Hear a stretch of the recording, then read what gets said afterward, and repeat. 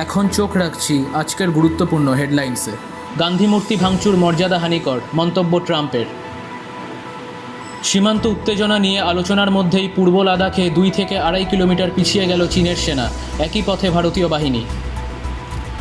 COVID-19 মোকাবিলায় অন্য দেশগুলির তুলনায় ভালো জায়গায় ভারত, তবে আত্মসন্তুষ্ট হলে হবে না, মত কেন্দ্রীয় স্বাস্থ্যমন্ত্রীর। করোনা ভাইরাস সংক্রমণ রোধে বাংলাদেশে 10 ডাক্তারের টিম পাঠালো চীন। বলে থুতু লাগানো নিষিদ্ধ ঘোষণা করল আইসিসি। করোনা উপসর্গ দেখা গেলে টেস্টে খেলোয়াড়।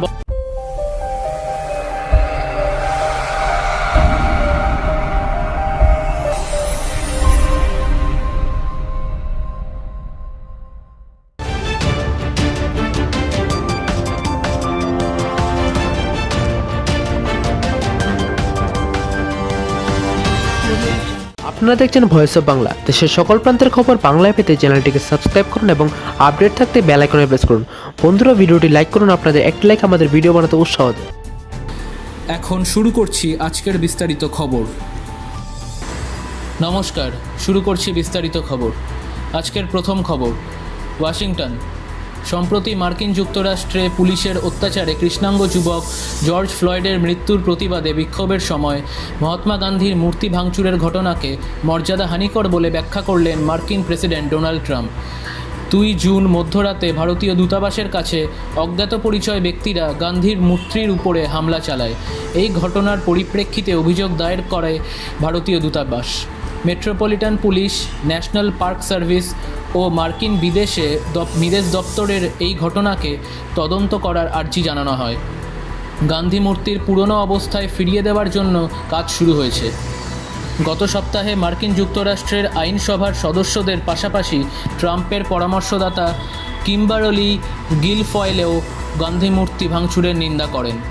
নর্থ ক্যারোলিনার সেনেটের টম টিলিসও এই ঘটনার নিন্দা করেন। ভারতে নিযুক্ত মার্কিন রাষ্ট্রদূত কেন জাস্টার এই ঘটনার পরিপ্রেক্ষিতে ক্ষমা প্রার্থনা করেন।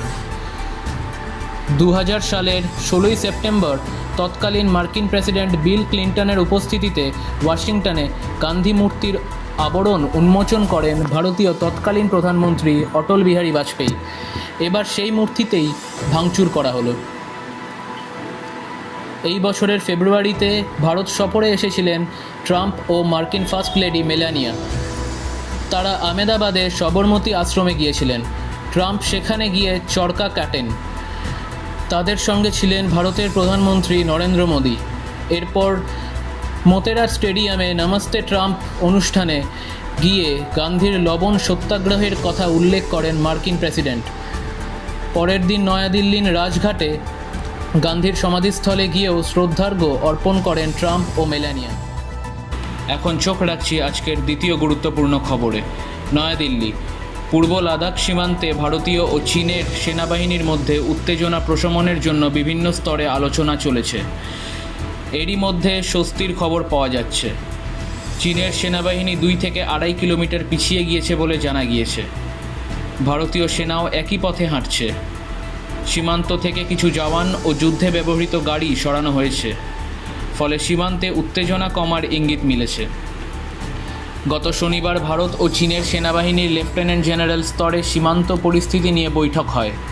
এরপর রবিবারে ভারতের বিদেশ মন্ত্রকের পক্ষ থেকে জানানো হয়েছে, ভারত ও চীনের সেনাবাহিনী শান্তিপূর্ণভাবে লাদাখ সীমান্তে সমস্যা মিটিয়ে নেওয়ার বিষয়ে একমত হয়েছে। দ্বিপাক্ষিক চুক্তি ও দুদেশের সরকারের মধ্যে হওয়া সমঝোতা অনুসারেই সীমান্ত থেকে সমস্যা মেটানো হচ্ছে। এরপরেই সীমান্ত থেকে সেনা সরানো শুরু হলো। সূত্রের খবর, চলতি সপ্তাহে ফের বিভিন্ন জায়গায় দুদেশের সেনাবাহিনীর মধ্যে বৈঠক হবে। অন্যদিকে আজ চীনের বিদেশ মন্ত্রকের মুখপাত্র হুয়া চুনিয়াং জানিয়েছেন, দুদেশেই একমত হয়েছে। মতপার্থক্যকে সংঘাতের পর্যায়ে নিয়ে যাওয়া হবে না। কূটনৈতিক ও সামরিক পর্যায়ে আলোচনার মাধ্যমে।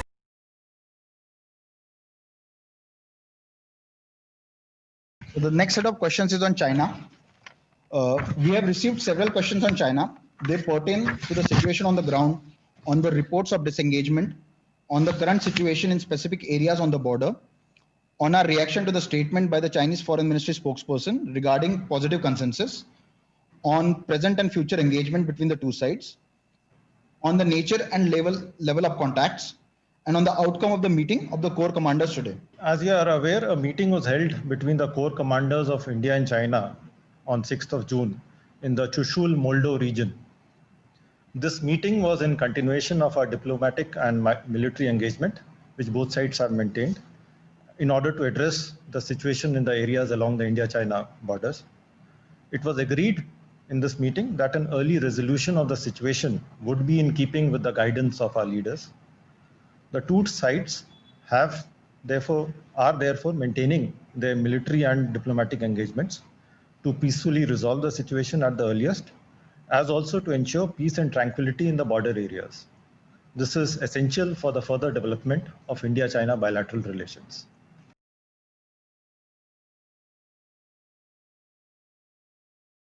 月6号下午，中英两军在莫尔多边境会谈点呢举行了军长级的会谈，就解决近期边境的事态、维护边境地区的和平稳定进行了磋商。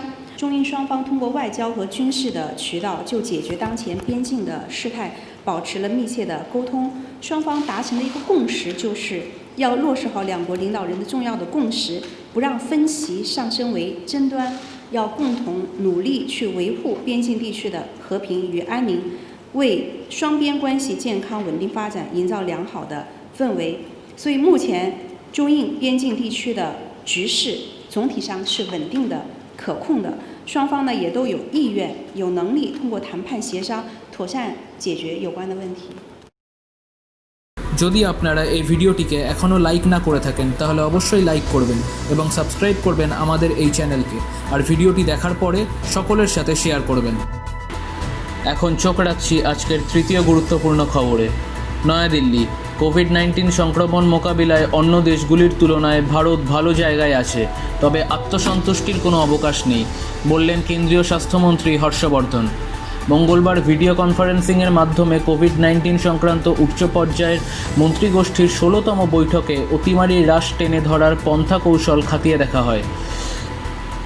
সেখানে পৌরোহিত্য করে একথা বলেন তিনি। দেশে করোনা ভাইরাস সংক্রমণ ও মৃত্যু বেড়ে হয়েছে যথাক্রমে 2,66,598 ও 7,466।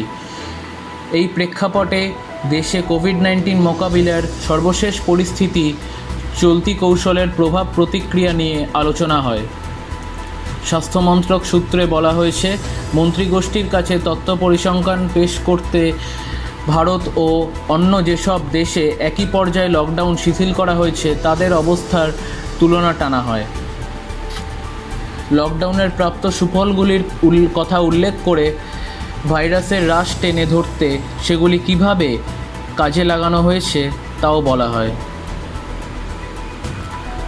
লকডাউন পূর্ব থেকে বেরিয়ে এসে যখন আনলক 1-এ দেশ পা রেখেছে, বিধিনিষেধের কড়াকড়ি শিথিল হয়েছে, তখন সাধারণ মানুষকে আরও শৃঙ্খলাপরায়ণ থাকা, শারীরিক দূরত্ব নিশ্চিত করার যথাযথ অভ্যাস রপ্ত করা, ফের কভার ব্যবহার ও হ্যান্ড স্যানিটাইজার ব্যবহার করে সঠিকভাবে হাইজিন মেনে চলা ও নিঃশ্বাস প্রশ্বাস সংক্রান্ত আচরণবিধি মেনে চলার পরামর্শ দিয়েছেন হর্ষবর্ধন।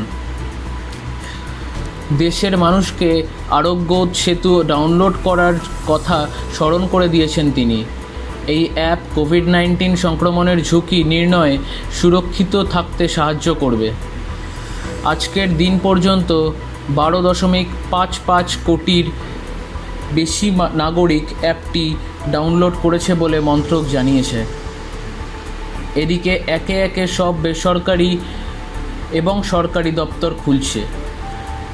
বর্ধন সব বিভাগের প্রধানকে আবেদন করেছেন শারীরিক দূরত্ব বজায় রাখা, হ্যান্ড হাইজিন ও মাস্ক বা মুখ ঢাকার কভার নিয়মবিধি কঠোরভাবে অনুসরণের মাধ্যমে কোভিড-19-এর বিরুদ্ধে সামাজিক ভ্যাকসিনের কথা যেন আমরা সবাই মেনে চলি। মন্ত্রীগোষ্ঠীকে জানানো হয়, 9 জুন পর্যন্ত দেশে কোভিড সংক্রান্ত স্বাস্থ্য পরিকাঠামো জোরদার করা হয়েছে।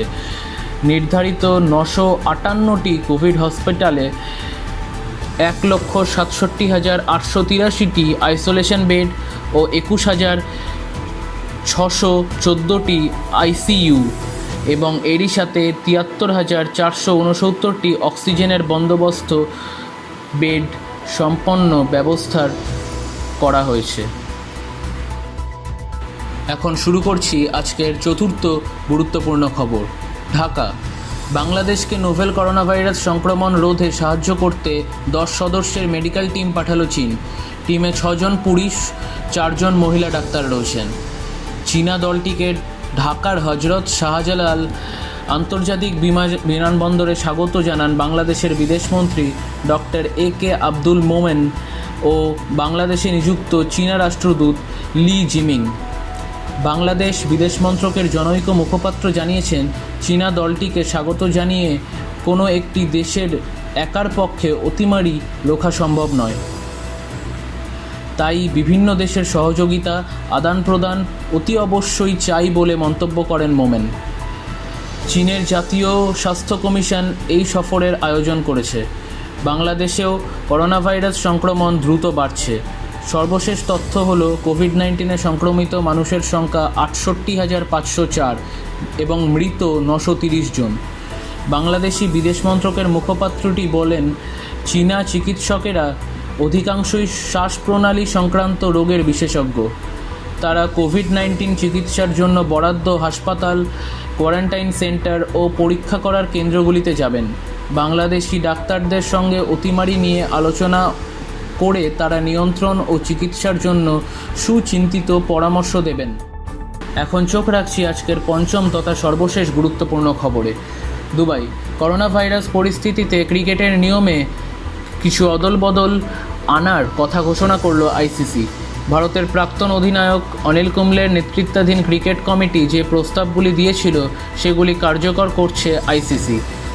এবার থেকে টেস্ট ম্যাচ চলাকালীন কোনো ক্রিকেটারের শরীরে করোনার উপসর্গ দেখা দিলে সেই খেলোয়াড়ের পরিবর্তে অন্য কাউকে মাঠে নামানো যাবে।